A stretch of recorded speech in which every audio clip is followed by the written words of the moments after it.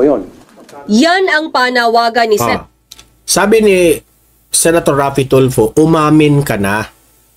So wala siyang binanggit na pangalan si Senator Raffy. Wala siyang binanggit ha. Pero usapan ngayon sa social media na ito po ay si Win Gatchalian. Mamaya ipapakita ko dyan sa balita na ito na tinitrace nila kamag-anak raw ito ni Win Gatchalian. Ngayon, pwede ba itong, ang malaking tanong dito, pwede ba itong mapolitika? Hindi syempre, sa mga kalaban rin ni Win Gatchalian, pwede. No? Kahit walang kasalanan si Win Gatchalian dito, hindi ko kinampihan si Win Gatchalian ha. Ang sa akin lang, pwede rin na pilit na ililink ito kay Win Gatchalian kahit kamag-anak lang niya ito. No? Kaya nga, mas maganda, imbestigahan ito ng mabuti. Pero hindi ko maiintindihan si Senator Raffy Tulfo, bakit sasabihin niyang umamin ka na. Meaning to say, Raffy Tulfo, may alam ka. Di ba? If you will try to dig deeper on the other side of note, bakit sasabihin niya yan na umamin ka na? So, siyempre, may alam itong si Senator Raffy Tulfo. Siguro, usap-usapan rin yan sa loob sa Senado na may connection ito sa isang senador. Kasi kung, alam nyo ha, kung matutuklasan ito na may kinaugnayan ito sa isang senador, sobrang pasaway na talaga itong Pilipinas na ito. Sobra na pong inaapi ang taong bayan dito. Pinagloloko na tayong lahat dito. Senator Raffy Tulfo sa VIP na sakay umano ng luxury SUV na dumaan sa EDSA busway noong linggo. Ayon kay Tulfo, ang sinasabing VIP ay kaanak daw ng isang senador. Related ito sa isang senador. Pero hindi yung senador ang sakay ng SUV na yan. Related ito sa isang senador. Ang hirap sa iyo, Raffy Tulfo. Sabihin mo na. Bakit ang dami nyo pang if you are really for the taong bayan, Senator Raffy Tulfo, sabihin mo na ang pangalan, bakit katakot? Akala ko ba kakampi ka ng taong bayan? Kung kampi ka ng taong bayan, sabihin mo na ang pangalan, wag lang paligoy-ligoy pa. Nang tanungin naman kung ang VIP na tinutukoy niya ay sinang William at Kenneth Gatchalian na tatay at kapatid ni Senator Sherwin Gatchalian, sinabi ni Tulfo na tugma nga yan sa impormasyong nakuha niya. Di umano, board members ang mga ito ng kumpanyang Orient Pacific Corporation.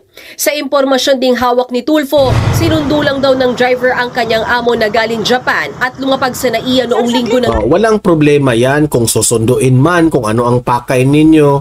Pero dapat mag-follow kayo kung ano, dapat galangin natin ang batas. Lahat naman tayo, di ba? Lahat naman tayo equal. Yang batas na yan, hindi lang yang para sa mayaman. Yang batas na yan, hindi lang yan para sa mahirap. Yang batas na yan, equal tayong lahat. Mapresidente ka man,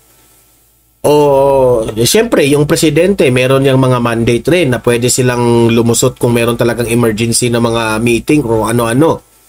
Pero, itong batas na ginawa nila, this is equal to all of us Filipino people. Senador ka man, presidente, vice president, lahat-lahat na. Sumunod tayo sa batas. Kasi kung ang iniiwasan nyo ang traffic, kahit nga itong mga pobre nating mga kababayan, kung dumaan sila sa traffic, kayong mga mayayaman, dumaan rin kayo sa traffic. Di ba? Wag na tayong magpa-special. Hindi tayo special, equal lang tayo.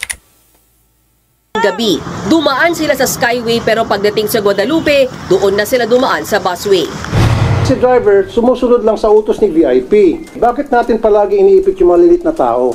Dilis lang itong si driver, ang pating, yung nasa likod.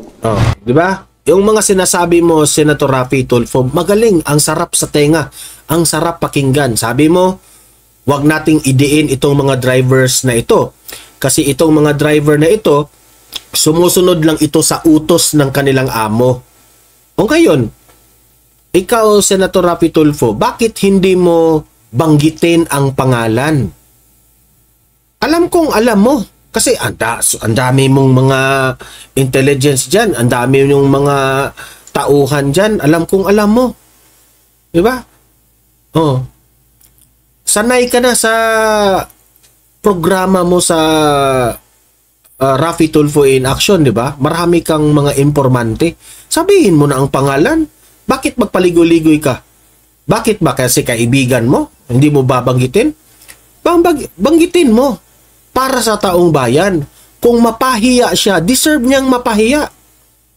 This will serve as a lesson nila. Kahit malaking tao pa yan, sabihin nyo. Kasi, alam mo, Raffy Tulfo, kung ang nangyari ito sa isang taong ultimo lang, wala, binanggit mo na yung pangalan. Oh, kung nangyari pa ito kay former President Duterte, binanggit na itong pangalan na ito. Pero ikaw, hindi mo mabanggit eh. Banggitin mo. Nasaan na ba ang tapang ng mga Tulfo? Akala ko ba matapang kayo sa programa nyo, ang tapang-tapang nyo. 'Di ba? Ngayon na medyo senador na yung dihado dito, hindi nyo mabanggit-banggit straight yung yung 'di ba? Hindi nyo mabanggit ng straight, banggitin nyo kahit kaibigan nyo pa yan. Ha? Kung lumabag siya sa batas, walang kaibigan-kaibigan. Walang kamag-anak. Ha? Let's follow rules and regulations. Hinihinga na namin ng komento si Senator Gatchalian tungkol dito pero wala pa siyang sagot. Matatanda ang nauna ng sinabi ng senador. Nakalink raw ito kay Win Gatchalian. Ako ayaw kong pangunahan na si Win Gatchalian. Pero if talagang nakalink ito kay Win Gatchalian, nakakahiya po to sa kanya. Okay? So, ikaw, Win Gatchalian, dapat magsalita ka na. Kasi wala ka nang lusot dito. Lumutang na yung pangalan mo. So, wala ka nang ibang pagtataguan ngayon. You have to speak up. Defend yourself. Na hindi sa kanyang sasakyang nasita. Desidido naman si Senator Tulfo na magpatawag ng pagdinig kaugnay sa issue ng mga illegal na dumadaan sa EDSA busway. Pero hindi na raw niya prioridad na ipatawag ang driver at may-ari ng nag-viral na SUV. Mas gusto raw niyang tutukan ang tingin niya yung mga pagkukulang ng MMDA at DOTR. Dagdag pa ni Tulfo, malaki ang pagkukulang ng MMDA. So ang MMDA na naman ngayon ang may pagkukulang? Di ko maintindihan kasi ang batas natin, nakalabas yan lahat. Alam natin yan. Bago ka magkaroon ng sasakyan, bago ka magkaroon ng lisensya, alam natin ang rules and regulation. Diba? Alam mo, when is the time na, alam mo, na ikaw mismo bilang isang driver na merong lisensya, alam mo na lumabag ka na dito sa ginagawa mo. Di ba? Ngayon, ang tanong, bakit kasalanan ng MMDA na merong isang opisyal o driver na lumabag sa batas? Yes, may pagkukulang ng MMDA. Yan ang hirap sa ating Pilipino. Yan ang hirap sa atin. Sa ibang bansa, sa Singapore, they are not blaming the fault of others. Kung kasalanan mo, bakit mo i-blame sa MMDA? Diba? Yan ang hirap sa atin. Ang may mali, yung driver ba o yung amo ng driver, sila yung may mali ha, sila yung may mali. Pero ipasa natin sa MMDA kasi may pagkukulang, hindi nabantayan. Ganyan tayong mga Pilipino. Hindi natin pinapractice, 'di ba? Ang ibig kong sabihin, may nakalagay doon, bawal, example lang ito ha, bawal umihi dito.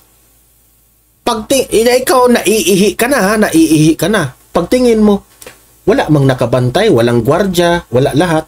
Di umihi ka kasi walang nakabantay. Di ba? Wala mang nakabantay. Wala yung may-ari sa bahay.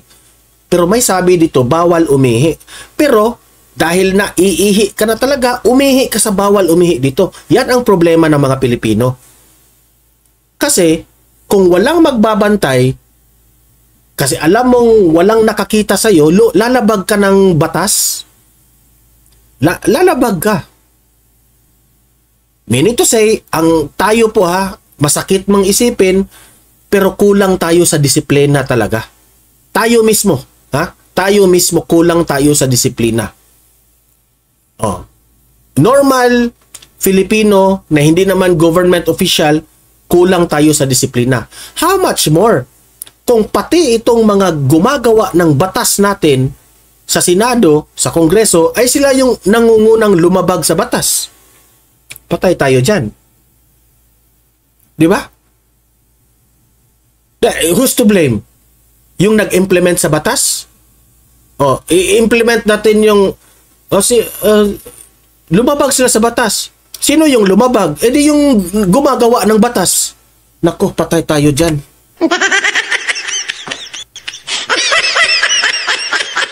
Yan ang hirap sa atin mga Pilipino. Tayo ba? Ito lang yung payo ko. If we want a better country, kung gusto natin uunlad ang ating bansa, kahit walang nakatingin sa atin, kung ano man yung batas natin, i-follow natin yun lahat. I-follow natin yun lahat. Yung kulang kasi tayo sa disiplina nagmamadali tayo, may kukunin tayo sa airport, bahala na. Pupunta, dadaan ako dito sa busway. Kung madisgrasya ka, ginawa yung mga batas na yan para iwas disgrasya Di ba? Sometimes, tayo, hindi na natin iniisip na sobrang selfish na natin. Nasa posisyon na nga kayo, umaabuso pa kayo, that's being selfish. That's being selfish talaga. Yun ang problema sa atin.